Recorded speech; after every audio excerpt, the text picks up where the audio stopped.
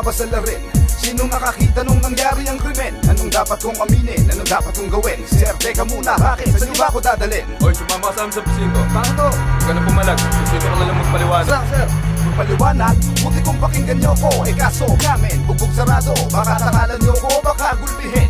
Ano bang mali ko? Ba't kailangan nyo akong damputin? Nakasisiguro ba kayong akong may sala? Kadaming adik dyan sa kanto kagabi, mga nagala. Bakit di silang hulihin nyo? Bakit ako? Baka pwede naman ho nating pag-usapan to. Sige na sir, pwede nyo ba akong pagbigyan? Katutubos na kasi sa'kin nung nakaraan. Itong buwan, ano pang kaso mo?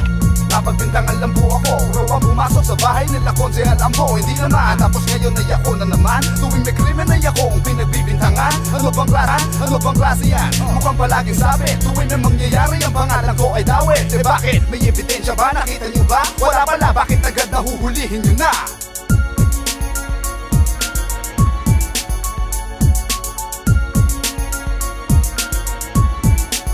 Another gangster story. Another gangster story. Another gangster story.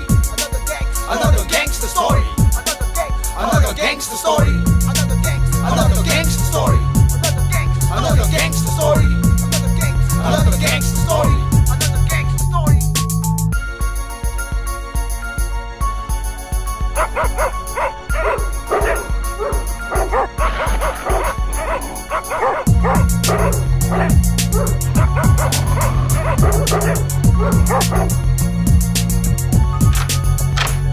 Mga nagawa, mga story na naganap. Dalawang pamilya na wasak, winasak mga lagi. Mga itim na balak, tatlong pagod na ulo. Yung isa, di ba alam kung nasa na? Yung pang-apat, mukhang biniyak, mangitak. Nakalat ang utak, walang nakagni. Kahit ito, masalaming winasak. Sa mga saluri, walang titingin. Walang kikiro sa masama, kundi akal pa muli. Dati ba, pati bata, bigatay. Mga uto, hinalay, pati nuno, laki natay. Dalawang magkakbay, ubos, buong mag-alas. Karamihan tama, puro kasaksak. Yung isa sa leg, yung isa sa bibig. Tinira sa gilid, mga dugo, apaw sa seg. Walang awang pinaslang, mahigit na 20 katao. Walang iniwang gumagalaw, sinabit pa sa puno. Wala pa rin maituro kung sino may katgawa. Mga pinaslang, ginawa daw ng mga buwa. Makalipas ng 5 buwan, aaminin ko na.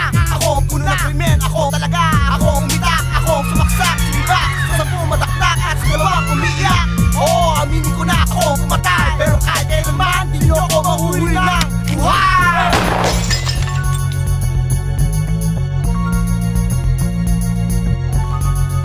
Another gangster story. Another gangster story. Another gangster story. Another gangster story. Another gangster story. Another gangster story. Another gangster story. Another gangster story.